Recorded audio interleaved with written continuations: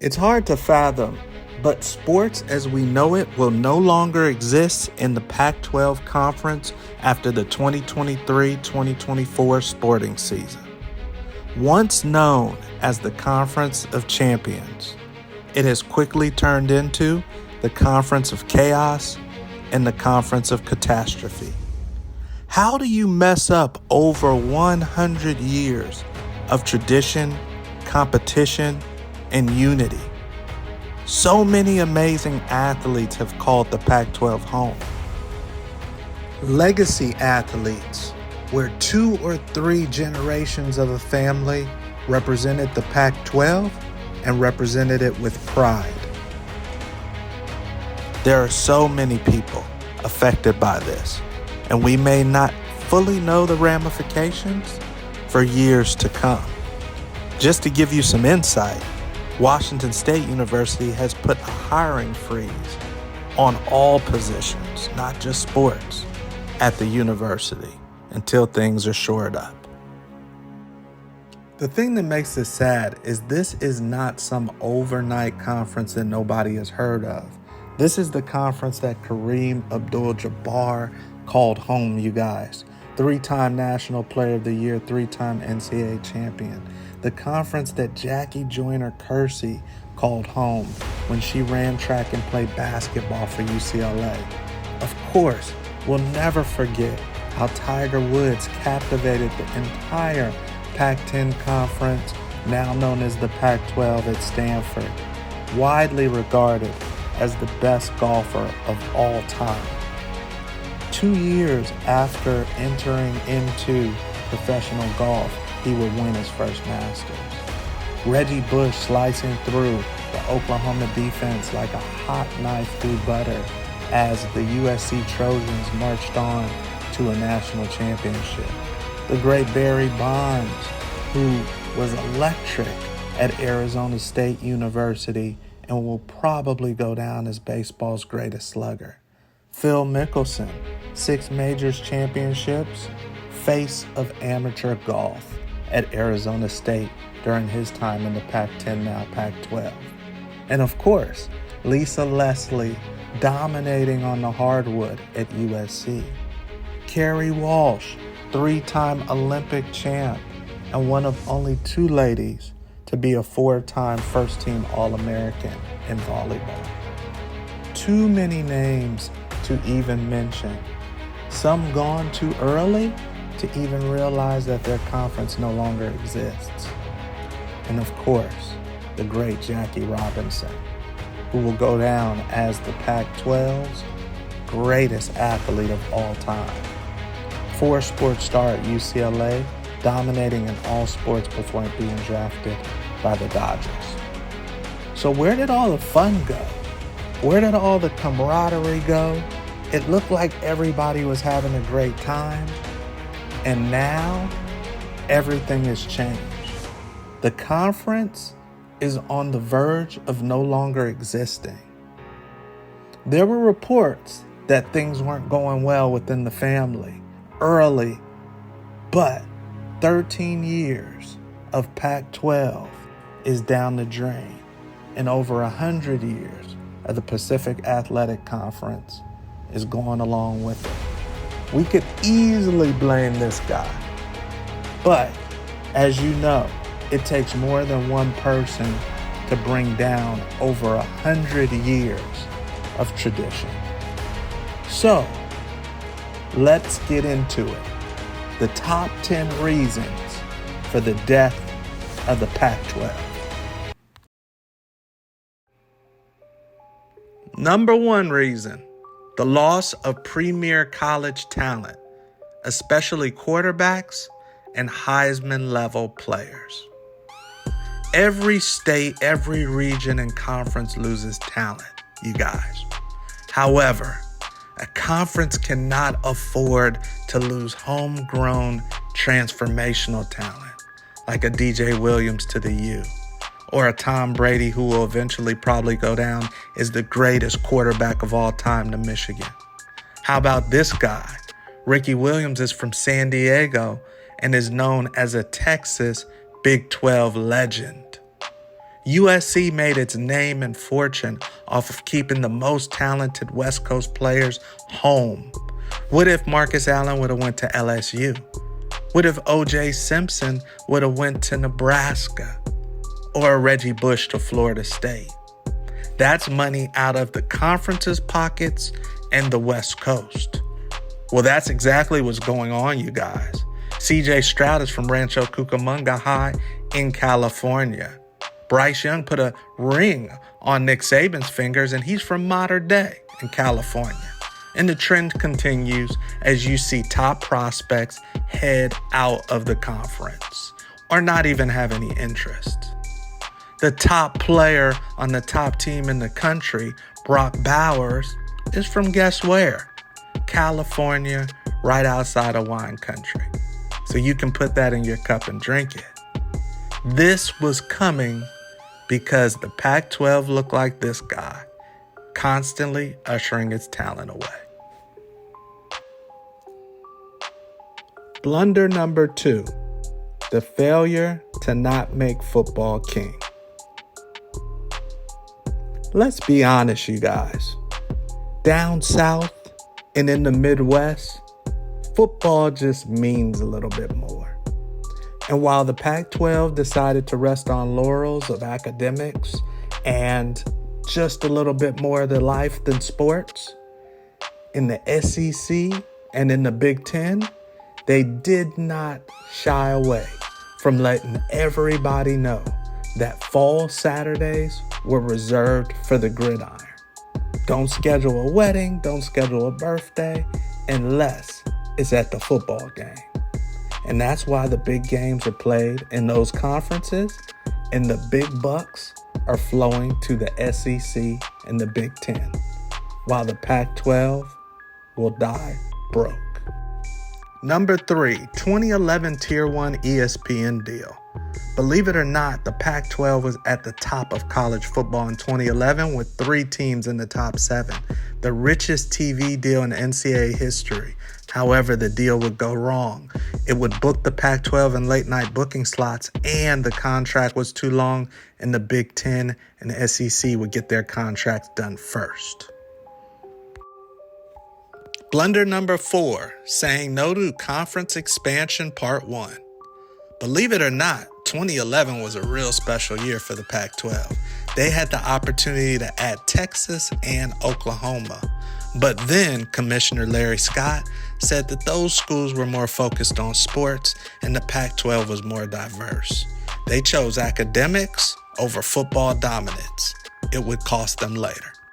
Blunder number 5, Pac-12 greed, the Pac-12 Conference Network. Greed is never good. In the beginning, everybody was happy, but when the network started losing cash because the market didn't have an appetite for it, ESPN threw the Pac-12 a life raft to save them. But Larry Scott, then commissioner, decided to decline, creating more dismay between the conference. Problem number 6, saying no to conference expansion part 2. When the SEC stole Texas and Oklahoma from the Big 12, it became evident that nobody would be able to mess with the SEC in football. However, while the Big 12 was on the ropes and crying in the shower, we still had to figure out who would be number 2 between the Pac-12 and the Big 10. Immediately, the higher-ups in the Pac-12 should have turned their attention to a school like Kansas State, BYU, or an Oklahoma State. Always in the top 25, always in the bowl, and could fortify the conference. And of course, Baylor would have been nice too. It keeps you in the Texas region amongst a hotbed of talent and also gives you some basketball love. Unfortunately, USC and UCLA would get the call from the Big Ten and create the problems that we see today. Number 7, the failure to cater to USC. There are some logos in sports, some brands that just mean more than the other brands. And it's not hard to tell. So how the Pac-12 failed to cater to USC, the ultimate brand of their conference, is beyond me. For Christ's sakes, the Pac-12 All-Century football team has legends at every position from USC except punter and kicker. USC has the most Heisman trophies in college football in the backdrop of Hollywood. You deserve to lose your conference if you don't cater to USC.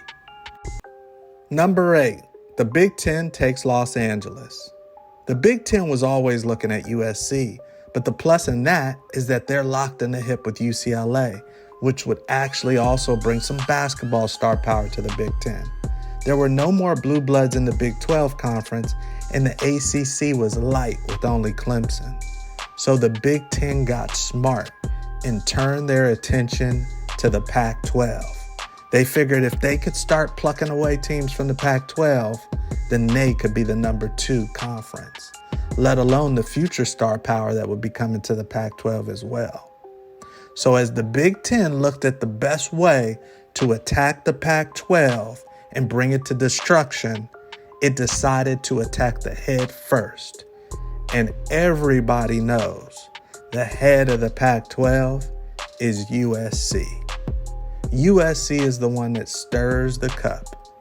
And that's where the Big Ten went. Let's be honest, college stardom is great everywhere, but it hits a little different in LA. Let alone the fact that it has the second biggest TV market in the United States. So there were multiple wins by the Big Ten, stealing USC and UCLA, which helped them complete their 7-year, $7 billion media rights agreement with Fox, CBS, and NBC. And also, they're scheduled to distribute $80 to $100 million per year to each of its 16 members coming up. That is way too much cash for an Oregon or a Washington Huskies program to turn down when they're used to getting 20 to 23 million in the Pac-12. This would be the final chess move that would be the fatal blow to the Pac-12. The Big Ten wasn't playing around and had officially secured number 2. Problem number 9, the new Pac-12 commissioner. In May of 2021, through unanimous vote, Pac-12 Board of Directors hired George Kliavkoff to take over for Larry Scott. He was basically handed a bloody knife. The conference was already leaking cash, respect, and a ton of other things that he was not going to be able to fix. Valiant effort and through most, competent, professional, and a great guy. But once again, Larry Scott had already passed him a sinking ship. USC and UCLA were already on the way out the door, and the Pac-12 was bleeding money due to non-great fiscal decisions, like having an expensive studio in downtown San Francisco that cost the universities money specifically, and also put the conference in debt by taking on money that they didn't have from entities like Comcast. The Pac-12 hire of George Kliavkoff probably would have been a good hire during different times, but these were stressful times and times where they needed somebody with experience. There were plenty of times where the Pac-12 commissioner seemed like he didn't have a clue on what was going on or didn't want to be truthful. Just 2 weeks ago, our schools are committed to each other and to the Pac-12. And after that, he would lose the entire conference. It became a dumpster fire where we didn't know if he was out of the loop or if he was lying. The Oregon State AD Scott Barnes was livid about the Pac-12 defections. But of course, he would be livid because he's the one without a conference right now.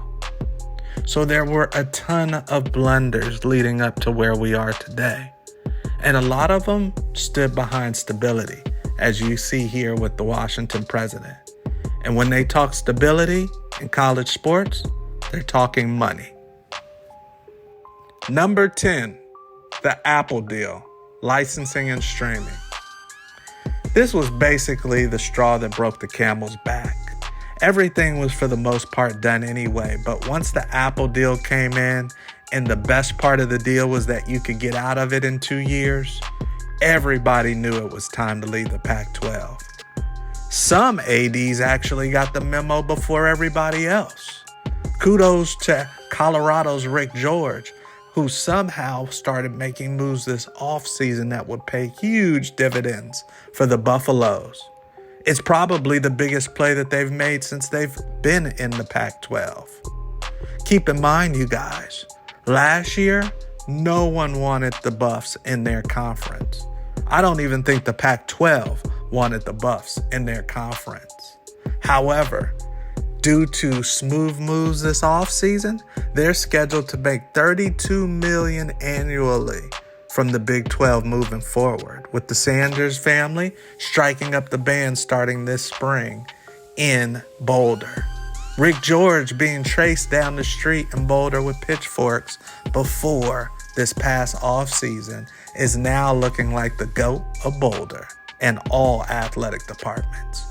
The Buffs have not scored one touchdown since last year, but were able to be the third team to leave the Pac-12 island and already have sold out for the 2023 season, kicking the Buffs into a new future in the Big 12. As the Pac-12 is sinking broken and teams are swimming to shore elsewhere, George Klavikov is still trying to whittle whatever he can to save the Pac-12. Excuse me, the Pac-4. Now, with differences down to 4, the final 4 on the island. Unfortunately, no one wants Washington State and Oregon State. And also keep in mind, you have to take them together. No conference can bring in just one. So why would we want to split our pie with Oregon State and Washington State? However, there are conferences that like Cal and Stanford, but they're in a unique predicament for different reasons. The reason why Cal and Stanford are still on the Pac-12 island is because they haven't made their decision yet on who they want to be. The Pac-12 has had Cal and Stanford always sitting at the academic head of the table, and they've always claimed that they didn't need sports as much as the other schools. However, not being in the Pac-12 will significantly hurt them financially. And the Mountain West Conference or the Big Sky Conference is not as attractive as playing Michigan on a Saturday at Cal or Stanford, or playing Michigan State later on in the fall and winter in basketball. The Pac-12 is coming to an end. And it's sad to say, all of the great rivalries like the big game between Cal and Stanford, the Apple Cup between Washington and Washington State, the Civil War between Oregon and Oregon State, and the battle in the desert between Arizona State and Arizona will all be coming to an end after the 2023-24 season. College sports will never be the same on the West Coast after the 2023-2024 Pac-12 sporting season. And it's truly a shame. This could have been prevented. So many great memories and so many players have been a part of the Pac-12. But new traditions will be formed, new rivalries will be made, and as we close the book on one of the greatest sporting conferences ever, let's never forget the greatness of the Pac-12. And as the lights flicker out and we get to enjoy one final season, here's one final moment that illustrates the greatness of the conference. We'll see you this season. Rodgers along the sideline, another one. They're still in deep trouble at midfield. They tried to do a couple of... The ball is still loose as they get it to Rodgers. They give it back now to the 30. They're down to the 20. Oh, the band is out on the field. He's going to go into the end zone. He's going into the end. The Bears have won. The Bears have won. Oh, my God. The most amazing, sensational, dramatic, heart-rending, exciting, thrilling finish in the history of college football.